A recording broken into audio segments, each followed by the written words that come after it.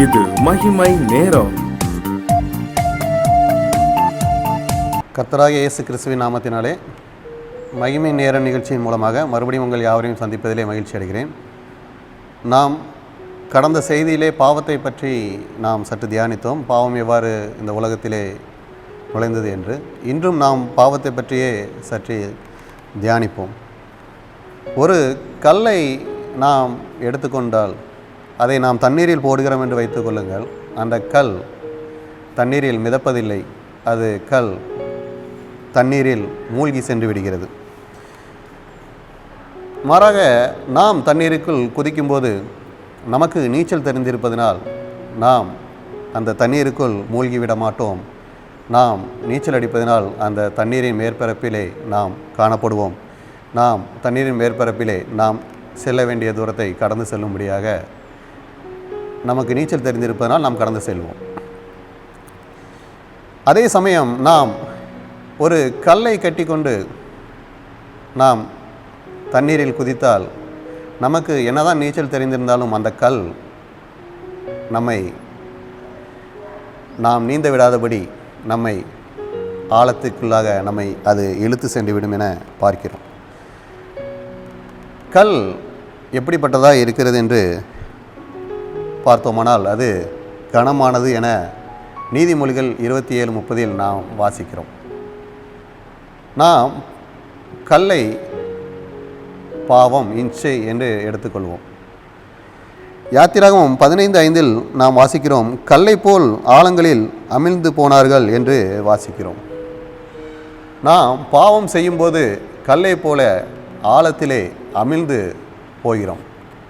ஏனென்றால் கல் பாரமாய் இருக்கிறது என பார்க்கிறோம். நம்முடைய பாவமும் இதுபோலதான் பாரமாய் இருக்கும். யாரும் கல்லை கட்டி தண்ணீருக்குள் விழ விரும்ப மாட்டார்கள்.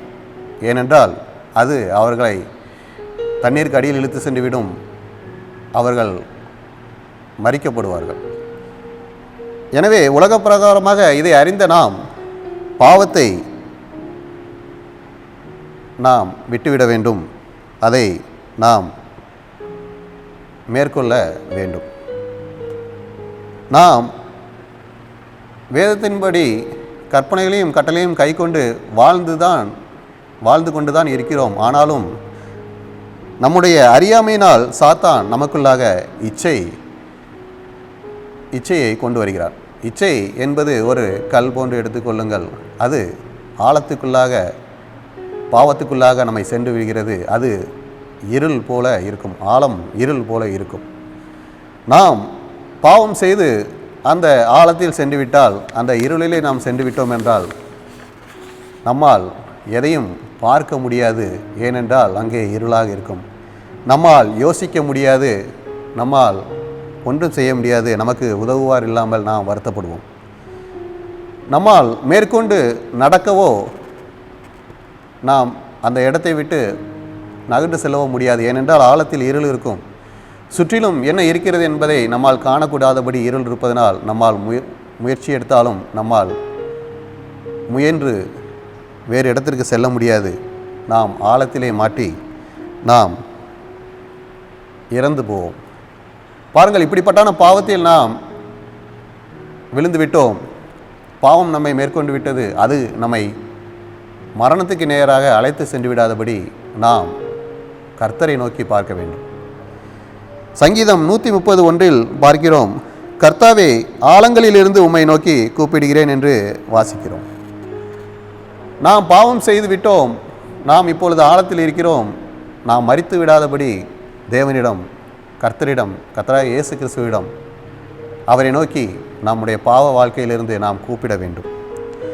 அவ்வாறு நாம் கூப்பிடும் பொழுதுதான் கர்த்தர் நம்மேல் கிருபையாய் இறங்குவார். ஏனென்றால் அவரிடத்திலே இரக்கமும் மன்னிப்பும் உண்டு என பார்க்கிறோம். நாம் அறியாமல் செய்துவிட்ட பாவத்தை நாம் அவர் சந்நிதியிலே ஒப்புக்கொள்ள வேண்டும். அவருக்கு நேராக நம்முடைய பாவத்தை ஏறெடுத்து நாம் ரட்சிக்கப்படுவதற்காக அவருடைய வேண்டிக் கொள்ளும்போது நம்முடைய பாவங்களை அவர் மன்னிப்பார். மீகா 7ஆம் அதிகாரம் 19ஆம் வசனத்தில் பார்க்கிறோம், அவர் திரும்ப நம்மேல் இறங்குவார், நம்முடைய அக்கிரமங்களை அடக்கி நம்முடைய பாவங்களை எல்லாம் சமுத்திரத்தின் ஆழங்களில் போட்டு விடுவார் என வாசிக்கிறோம். பாருங்கள், இந்த வேத வசனத்தில் பார்க்கிறோம் அவர் திரும்ப நம்மேல் இறங்குவார் என்று. நாம் பாவத்திலிருந்து மனம் திரும்பும்பொழுது பாவ மன்னிப்பை அவர் நமக்கு அருளி செய்து நம்மை ரட்சிப்பார். ஏனென்றால் இயேசு கிறிஸ்து இந்த உலகத்தில் வந்ததே மனிதர்களை பாவத்திலிருந்து மீட்டு ரட்சிக்கிறதுக்காக. எனவே நாம் பாவத்திலிருந்து நம்முடைய பாவத்தை அறிக்கையிடும்போது அதை மீட்டு நம்மை ரட்சிப்பார், அவர் நம்மேல் இறங்குவார் என இந்த வேத வசனம் சொல்கிறது. மேலும் அவர் நம்முடைய அக்கிரமங்களை அடக்கி நம்முடைய பாவங்களை எல்லாம் சமுத்திரத்தின் ஆழங்களில் போட்டு விடுவார் என பார்க்கிறோம். அவர் நம்முடைய பாவங்களை நம்மை விட்டு நீக்கி போடுவார். பாவத்தின் எந்த கரையும் இல்லாதபடி அதை நம்முடைய வாழ்விலிருந்து நீக்கி போடுவார். பாவமான இருளில் இருந்த நம்மை அவர் மீட்டெடுத்து நம்மை ஒளியின் பாதையிலே நம்மை வைத்து கொள்வார். அவர் அந்த பாவத்தை அதன் இருப்பிடமான இருளில், அதாவது ஆழத்திலே, சமுத்திரத்தின் ஆழத்திலே போட்டு விடுவார். நாம் ரட்சிக்கப்பட்டு பாவ மன்னிப்பை பெற்றுவிடுகிறோம். எனவே நாம் எந்த விதமான பாவத்திலும் இருந்தாலும் கர்த்தர் நம்மை மன்னிப்பார். அவர் நம்முடைய பாவத்தை நம்மை மீட்டுக்கொள்வார் என்பதை அறிந்து நாம் பாவ மன்னிப்பை பெறுவதற்காக அவரை நோக்கி பார்க்க வேண்டும். நாம் பாவம் செய்து விட்டோம் என்று வருந்துவதனால் எந்த பிரயோஜனம் இல்லை, பாவம் செய்து நம்மை வருத்தி கொள்வதனாலும் எந்த பிரயோஜனம் இல்லை என்பதை நாம் புரிந்து கொள்ள வேண்டும். எனவே நமக்கு தேவன் கொடுத்திருக்கிற இந்த வாழ்நாளில் நாம் கர்த்தரை அண்டிக் கொள்ளும்போது அவர் பாவத்திலிருந்து நம்மை விலக்கி மீட்டு இனிமையான நாட்களை நமக்கு தருவார், மகிழ்ச்சியான நாட்களை நாம் பெற்றுக்கொள்ளும்படி செய்வார். நமக்கு வாழ்நாட்கள் நீடித்து இருப்பதற்கு நாம் பாவத்தை விட்டு விலகி இருக்க வேண்டும்.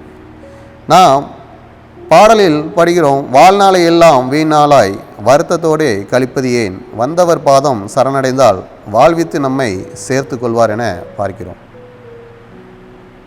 வாழ்நாளை நாம் ஏன் வீணாளாக கழிக்க வேண்டும் பாவம் செய்து என்பதை நாம் சிந்தித்து பார்க்க வேண்டும். எனவே நம்மளை வாழ்வழிக்கும் கர்த்தராகிய இயேசு கிறிஸ்துவை நம்பி இருந்து பாவத்தை விட்டு விலக்கி நம்மை பாதுகாத்து கொள்வோம். கர்த்தராகிய இயேசு கிறிஸ்து நம்மளோடு இருந்து நம்மளை ஆசீர்வதித்து நம்மை வழிநடத்தி நாம் மகிமையாக இந்த உலகத்திலே வாழ்ந்து நம்மை வாழ்நாளை மகிழ்ச்சியாக கழிக்கும்படி, மகிழ்ச்சியாக வாழும்படி செய்வார். நம்மை மகிமைப்படுத்துவார். அவருடைய நாமம் நம்மேல் மகிழ்ந்திருக்கும். ஜெபம். கர்த்தாவே, இந்த நாளிலும் பாவத்தை பற்றி சற்று தியானித்தோம். ஆண்டவரே, பாவத்தை எங்கள் வாழ்நாளிலே நாங்கள் கூட்டி செல்லாதபடி, பாவம் என்று தெரிந்த எதையும் நாங்கள் செய்யாதபடி எங்களை விலக்கி பாதுகாத்து கொள்ளும். உண்மையே நாங்கள் அண்டிக் கொண்டு இருக்கும்போது நீர் பாவத்தை மேற்கொள்ள எங்களுக்கு கிருபை செய்வீர். வாழ்நாட்களை சந்தோஷம் மகிழ்ச்சியோடும் ஆசீர்வாதமாக நாங்கள் வாழ நீர் கிருபை செய்யும். நாங்கள் உண்மையே நம்பியிருக்கிறபடியால் நீர் எங்களை காத்துக்கொள்ளும், எங்களை மகிமைப்படுத்தும். ஆமென்.